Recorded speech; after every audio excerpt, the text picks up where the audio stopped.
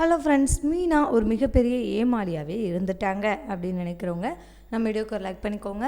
ஆமாம் ஃப்ரெண்ட்ஸ், அந்த மண்டபத்து ஆள் பார்த்திங்கன்னா தானாக கூப்பிட்டு ஒரு 2 லட்ச ரூபாய் ஆர்டரை கொடுக்குறாங்க. அப்படிங்கும் போதே மீனா கொஞ்சம் யோசிச்சுருந்துருக்கணும். பட் அவங்க யோசிக்கவே இல்லை. டக்குன்னு என்ன பண்ணிட்டாங்க, அட்வான்ஸையும் வாங்கிட்டாங்க அண்ட் அக்ரிமெண்ட்லையும் சைன் பண்ணிட்டாங்க. ஸோ இதில் பிரச்சனைகளை அதிகமாக்குனது யார் அப்படின்னு சொல்லி பார்த்திங்கன்னா சிந்தாமணி தான். சிந்தாமணிக்கு இது தேவையில்லாத வேலை. மீனாவுடைய வாழ்க்கையை கெடுக்கணும் அண்ட் அவங்களுடைய பிஸ்னஸை முழுமையாக அழிக்கணும் அப்படின்றதுக்காக சிந்தாமணி நிறைய தேவையே இல்லாத கேடுகட்ட வேலைகளெல்லாம் பார்த்துக்கிட்டு இருக்காங்க. ஸோ அதற்கு உதாரணமாக தான் இன்றைக்கி அவங்க பண்ண வேலை. ஸோ இன்றைக்கி எபிசோடில் நடந்த முக்கியமான விஷயங்கள் என்னென்ன அப்படின்னு சொல்லிட்டு இந்த வீடியோவில் பார்க்கலாம். ஸ்டார்டிங்கில் பார்த்திங்கன்னா நம்ம அண்ணாமலை பேசிகிட்ருக்காரு. அப்போது அவர் என்ன சொல்கிறார் அப்படின்னா, பரசுக்கு பணம் தேவைப்படுது இல்லையா, ஸோ நான் உனக்கு பணம் தரேன் பரசு அப்படின்ற மாதிரி சொல்கிறாரு. எதுக்குப்பா அதெல்லாம் வேணாம் அப்படின்ற மாதிரி சொல்லும்போது, இல்லை பரசு, மனோஜுக்கு நான் ஃபீஸ் கட்ட பணம் இல்லைன்னு சொல்லும் போதெல்லாம் நீ எனக்கு எவ்வளவோ பணம் கொடுத்து ஹெல்ப் பண்ணியிருக்கிறேன். ஸோ கண்டிப்பாக நான் உனக்கு இந்த டைம் பணம் கொடுப்பேன்.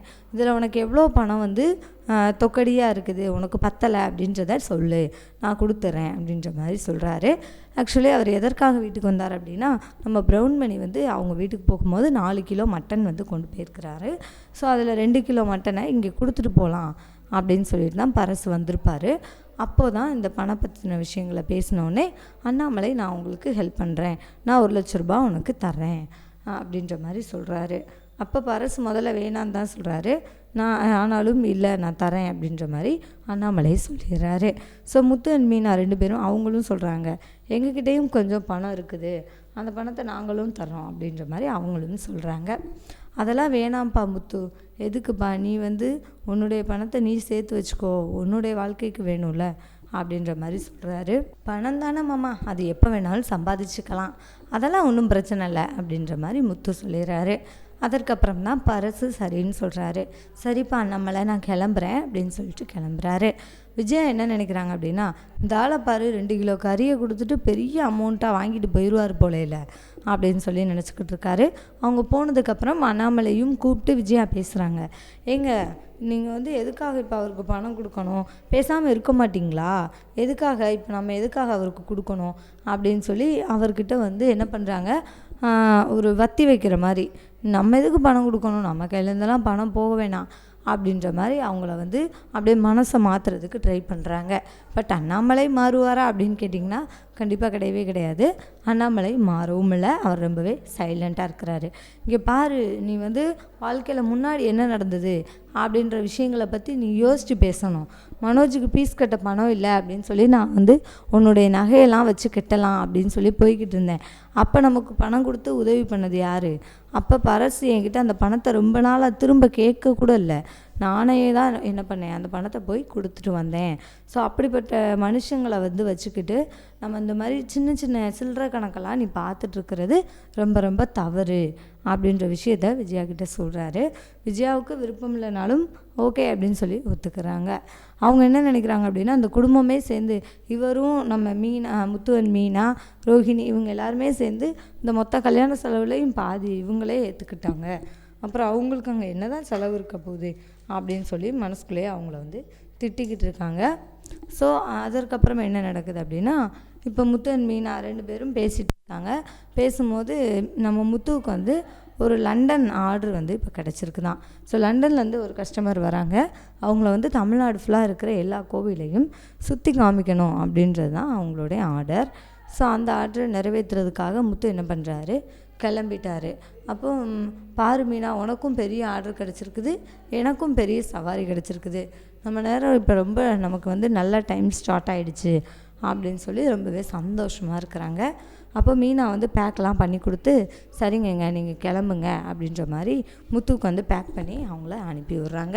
ஸோ அண்ணாமலைக்கிட்ட சொல்கிறாரு முத்து, இல்லைப்பா எனக்கு ஒரு பெரிய ஆர்டர் கிடச்சிருக்குது, நான் கிளம்புறேன், நீங்கள் பார்த்துக்கோங்க அப்படின்ற மாதிரி எல்லா விஷயங்களையும் சொல்கிறாரு. சரிப்பா அப்படின்ற மாதிரி அவரும் சொல்லிடுறாரு. ஸோ இதற்கப்புறம் என்ன நடந்தது அப்படின்னு சொல்லி பார்த்திங்கன்னா, நம்ம மீனாவுக்கு பெரிய பிரச்சனையை ஆரம்பிக்க போகுது. என்ன அப்படின்னா, அவங்களுடைய ஆர்டரில் தான் பிரச்சனை. அந்த ஆர்டரை அவங்களுக்கு ஏற்படுத்தி கொடுத்ததே சிந்தாமணி அப்படின்ற விஷயம் இருக்கிறதுனால இப்போ அவங்களுக்கு பெரிய பிரச்சனையே ஸ்டார்ட் ஆயிடுச்சு. சிந்தாமணிக்கிட்ட விஜய் ஆல்ரெடி கேட்டுட்டாங்க. இங்கே பாருங்கள், அவளுக்கு என்ன ஒரு பெரிய ஆர்டர்லாம் கிடச்சிருக்குது, அந்த ஆர்டர் வந்து கிடச்சி முடிச்சிட்டா அவளுக்கு வந்து நல்ல லாபம் கிடைக்குமா, கையில் 50,000 ரூபாய் கிட்ட நிற்கும்னு அவளே சொல்கிறா அப்படின்ற மாதிரிலாம் சொன்ன உடனே சிந்தாமணி சொல்கிறாங்க, இங்கே பாருங்கள் விஜயா மேடம், நான் என்ன சொல்கிறேன் அப்படின்னா, இந்த ஆர்டர் அவளுக்கு கிடைக்கட்டும் மாஸ்டர். ஏன்னா அந்த ஆர்டரை வந்து கிடைக்க வச்சதே நான் தான். இந்த ஆர்டர் வந்து அவளுக்கு கிடைச்சாலும் அவளால் ஒன்றுமே பண்ண முடியாது. இதில் அவள் மாட்டிக்க போகிறா, பெரிய கடனாளி ஆக போகிறா அப்படின்ற விஷயத்த சொல்லிடுறாங்க. பார்த்தா இப்போ மீனாவுக்கு ஒரு பெரிய பிரச்சனை என்ன அப்படின்னா, அந்த அக்ரிமெண்ட்டில் பொய்யா எழுதி சைன் வாங்கிட்டாங்க. இந்த விஷயங்கள் இப்போதைக்கு இவங்களுக்கு தெரிஞ்சிருச்சு. அப்போது மீனாவுக்கு வந்து இப்போது கல்யாணம் ஆர்டர் போன உடனே நிறைய வேலைகள் செய்யணும்னு சொல்கிறாங்க. இதற்கு முன்னாடி வந்து இவ்வளோ இந்தந்த பொறுப்புகள் செஞ்சால் போதும் அப்படின்னு சொல்லிட்டு கம்மியாக சொல்லியிருந்ததை இப்போ அப்படியே அதிகமாக்கி நிறைய வேலைகள் நிறைய பொறுப்புகளை கொடுக்குறாங்க. ஸோ இப்போ மீனாவுக்கு குழப்பமாக இருக்குது. என்னடா இது, நம்மக்கிட்ட முதல்ல வந்து கம்மியாக தான் சொன்னாங்க டெக்கரேஷன், அதுக்கான அமௌண்ட்டை தான் நம்ம வந்து சொல்லியிருந்தோம் 2 lakh ஆகும் அப்படின்னு சொல்லிட்டு. இப்போ என்னடானா ரொம்ப பெரிய ஆர்டர்லாம் கொடுத்து அது எல்லாத்தையும் நீங்கள் தான் பண்ணணும் அப்படின்ற மாதிரி சொன்ன உடனே இப்போ இவங்களுக்கு ஒன்றுமே புரியல. ஏன்னா இவங்கக்கிட்ட அரேஞ்ச்மெண்ட்ஸு கம்மியாக தான் இருக்குது, கையில் அமௌண்ட்டும் கம்மியாக தான் இருக்குது. ஸோ என்ன பண்ணுறது அப்படின்னு சொல்லி யோசிக்கிறாங்க. என்னடா இது இப்படி வந்து மாட்டிக்கிட்டோமே அப்படின்னு சொல்லிட்டு யோசித்து பார்த்தா இப்போ என்ன பண்ணுறதுனே அவங்களுக்கு ஒன்றும் புரியல. எப்படியாவது இந்த பிரச்சனைகளை வந்து நம்ம என்ன பண்ணணும், சீக்கிரமாக முடிக்கணும். நம்மக்கிட்ட பொய் சொல்லி தான் அந்த அக்ரிமெண்ட்டில் என்ன பண்ணியிருக்காங்க, கையெழுத்து வாங்கியிருக்காங்க. அதை வந்து நம்ம பொய்ன்னு சொல்லி நிரூபிக்கணும்.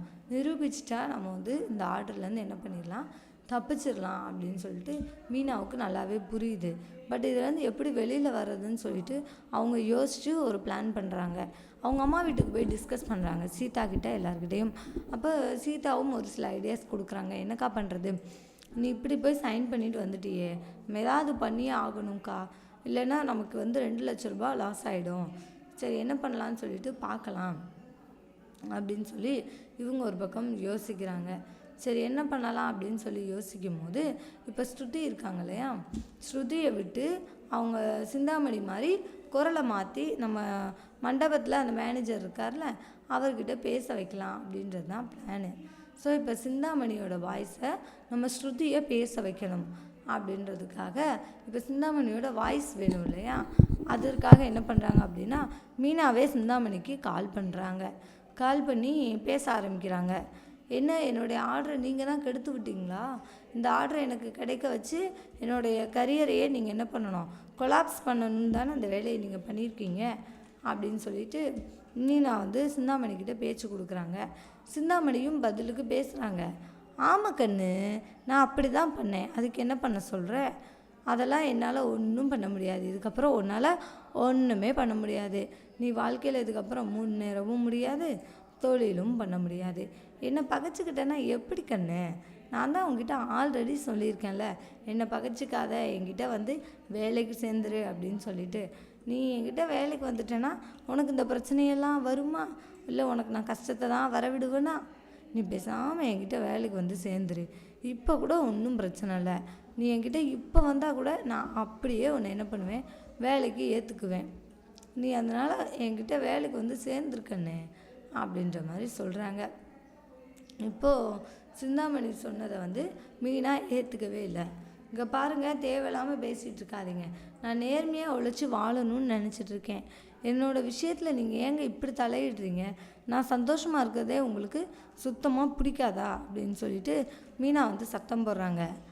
நீ சந்தோஷமாக இருக்கணும்னு தான் நானும் நினைக்கிறேன், நான் என்ன சொல்கிறேன் அப்படின்னா நீ என்கிட்ட வந்து சேர்ந்துரு, என்கிட்ட வந்து சேர்ந்துட்டேன்னா நான் உன்னை நல்லா பார்த்துக்குறேன், உனக்கு சம்பளம் நல்லா கொடுக்குறேன், நீ எனக்கு நல்லா வேலை பாரு, விசுவாசமாக இரு, நல்ல நல்ல பெரிய பெரிய ஆர்டர்லாம் நான் உனக்கு எடுத்து தரேன், நீ எந்தெந்த பெரிய பெரிய ஆர்டர்லலாம் வேலை பார்க்கணுன்னு நினச்சியோ அந்த வேலையை பூரா இங்கே வந்து பாரு அப்படின்னு சொல்லி அவங்க வந்து சொல்கிறாங்க.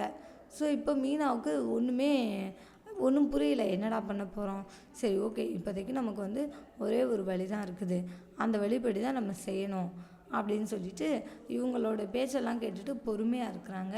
பொறுமையாக இருந்துட்டு இப்போ ஸ்ருதியை வச்சு எப்படியாவது உண்மைகளை வெளியே கொண்டு வரணும் அப்படின்றது தான் இவங்களுடைய எண்ணம். இப்போ ஸ்ருதியையும் வர சொல்லியாச்சு, ஸ்ருதியை வர சொல்லி பேசுகிறாங்க. என்ன பிளான் அப்படின்னா, அந்த மண்டபத்து மேனேஜர்கிட்ட சிந்தாமணியோட வாய்ஸில் பேசுகிறோம். இப்போ மீனா வந்து சிந்தாமணிகிட்ட பேசி முடிச்சிட்டாங்க. அந்த ரெக்கார்டை எடுத்து மீனா கிட்ட கொடுக்குறாங்க, நம்ம ஸ்ருதி கிட்ட கொடுக்குறாங்க. இவங்க இந்த டோனில் தான் பேசுவாங்க, ஸ்ருதி நீங்கள் இது மாதிரி பேசிட்டீங்க அப்படின்னா நம்ம வந்து நம்மளுடைய பிளான் சக்ஸஸ் ஆகிடும், நீங்கள் எனக்காக இதை பண்ணி கொடுக்கணும் ஸ்ருதி அப்படின்னு சொல்லி ஸ்ருதிக்கிட்ட ரெக்வஸ்ட்டாக கேட்குறாங்க. ஸ்ருதியும் பரவாயில்ல மீனா, நான் பார்த்துக்கிறேன் அப்படின்னு சொல்லிட்டு அவங்களும் முழு முயற்சியாக என்ன பண்ணுறாங்க, இதில் வந்து இறங்கணும் அப்படின்னு சொல்லிட்டு அந்த மண்டபத்து மேனேஜர்கிட்ட கால் பண்ணி பேசுகிறாங்க. ஸோ இதற்கப்புறம் சிந்தாமணி மாட்ட போகிறாங்களா அல்லது மீனாவுக்கு இந்த விஷயத்தில் படுதோல்வி தானா அப்படின்றத நம்ம அடுத்தடுத்து வர எபிசோடில் பார்க்கலாங்க. ஸோ தேங்க்யூ ஃபார் வாட்சிங். இந்த வீடியோ உங்களுக்கு பிடிச்சிருந்துச்சுன்னா மறக்காமல் லைக் பண்ணிக்கோங்க. நம்ம சேனலை நீங்கள் இன்னும் சப்ஸ்கிரைப் பண்ணலையா, மறக்காமல் சப்ஸ்கிரைப் பண்ணிக்கோங்க. கூடவே பக்கத்தில் இருக்க பெல் ஐக்கானையும் கிளிக் பண்ணிக்கோங்க. தேங்க்யூ.